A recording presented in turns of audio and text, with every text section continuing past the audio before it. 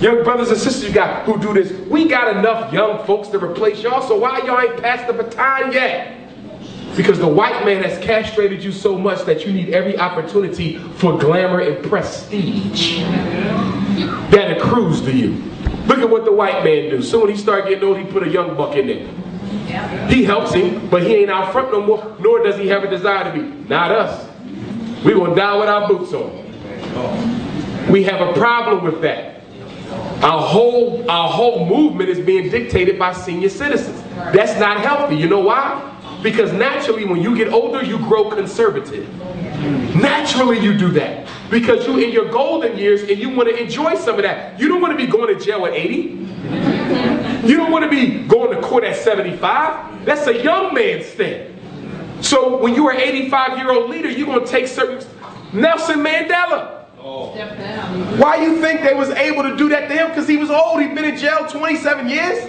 The man was old. He was ready to take a break. And so they was able to co-opt him. The Mandela that came out of jail wasn't the one who went in. And we will always honor the one who went in, because the one who went in is a hero of mine. The one who came out ain't. But I understand old age does that to you. And we got to recognize that and pass that damn baton before it's too late. That's a discussion that we are not having. That's a discussion. You will never get nowhere when all your leaders are the senior citizens. Why you thinking ain't no young black men in the church? You do not see corner boys in the church. For several reasons. One of them being there's no opportunity to lead. The pastor there, he already got his bishops in place. And all you can do is come and sing. And pay you money. You see? So my point is, brothers and sisters, we got a lot of contradictions amongst us that we not dealing with. The whole African history thing. I'm tired of it. Y'all want to keep teaching African history, but don't none of y'all build nothing. All these scholars we got, they ain't built nothing. All they gave us was books. Book after book. Book after book. Making money. That's not struggle. When are you going to build something? But they get away with it. Because African scholars have gotten the same, what do you call it, the same freedom from criticism as the religious leaders do. You're not allowed to question the fact that you've been doing this for 30 years, but you haven't done nothing for the people yet but give a speech and write a book. That's not good enough for me now. I don't care how many books you wrote. I don't care how many papers you wrote. I don't care how many theories you came up with. I don't care how many degrees in the back of your name. What have you built for the community? There you go. I'm just sick and tired of people who talk black, live white, and think green. I'm tired of it. We've been going through it too long. We need a paradigm shift. That's why our children are rebelling in the streets, because they can see that all this shit is phony. They see it. They say, I go to church, I got to keep hearing about how great life's going to be after I die. I go to the black Afrocentric lecture, all I'm going to hear about is how great I was before I was born. I go to church, I got to live in the future. I go to the Afrocentric lecture, he would have talked about what happened in Egypt 5,000 years ago for 5 hours. I don't want to hear that shit. I need a job. My mother is homeless. My little brother got terminal cancer. You see what I'm saying? My sister pregnant.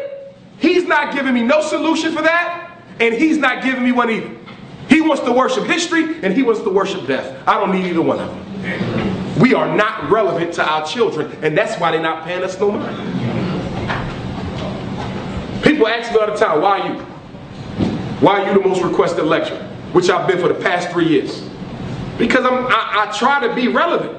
Let's deal with the problems now.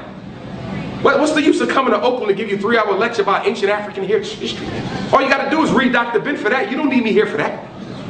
We done already wrote them books. You don't need a lecturer to come and give you that. You can read that for yourself. But that's what they keep coming. Feel good history. It ain't nothing but church. It's church, and y'all don't even realize it's church.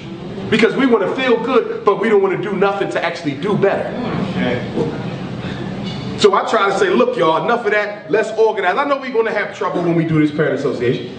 I know some of y'all in here is an intellectual masturbators who are going to find something wrong with every step we take. I know that. I know that. I know our mind. That's why most people don't get into organization, because it's hard work. It's easy to just write books and give theories. That's easy. And work at a white university. That's easy. But when it comes time to start trying to organize your people and lead and make a difference, that's hard work. And it's not financially beneficial. So they don't deal with that. Read Howard Cruz's book, Crisis of the Negro Intellectual. He tells you. The average black scholar, Afrocentric or not, has really been of no relevance to his people. We need nation builders. So we're going to do the Parent Association. I come back, we're going to do a meeting of the minds to give y'all an opportunity to talk, because I've talked to you this visit. Next visit, y'all going to talk to me. What's going on in Oakland? What are we doing economically? What are we doing politically? Who are the black bourgeoisies who are holding us back? What are the black scholars doing for y'all in this city? Okay, besides telling you how great you used to be. Okay? We got to deal with those contradictions, y'all. And then we got to move out.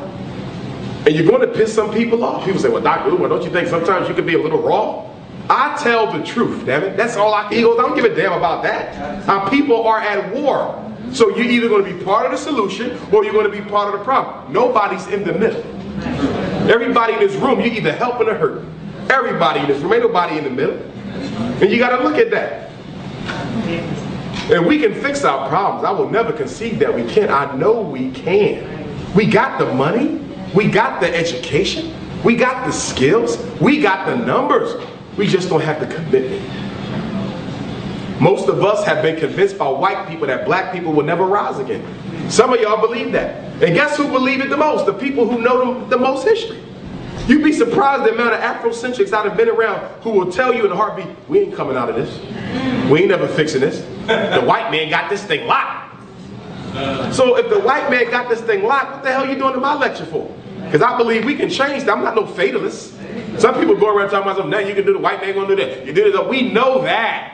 There's going to be casualties, and there's no perfect revolution. And that's another thing y'all need to understand. Black people want a perfect model before you get off your ass. There is no perfect model. Show me a revolution in history. Russia, British, Indian, Arab, African. Show me a revolution where mistakes were not made, where contradictions were not evidenced. We are human beings and we're going to make errors.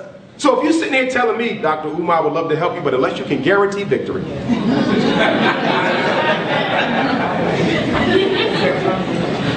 This is what we do. You got to guarantee me it's going to work. Hello, we are living under white supremacist rule. I can't guarantee you nothing but the fact we're going to give it our best shot.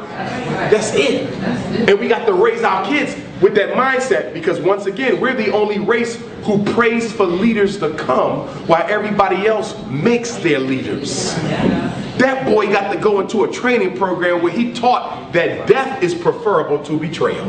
He got to be taught that in kindergarten, first grade. So by the time he get to my age, selling out ain't an option. By the time he get to my age, marrying a white woman ain't an option. By the time he get to my age, homosexuality is not an option. You got to raise that. You raise that. You don't pray for that. You raise that. Oh, I hope we get another leader sometime soon. How the hell you want to get another leader with all your kids going to public school? Right. Saying the Pledge of Allegiance 180 days a year, times 12 years.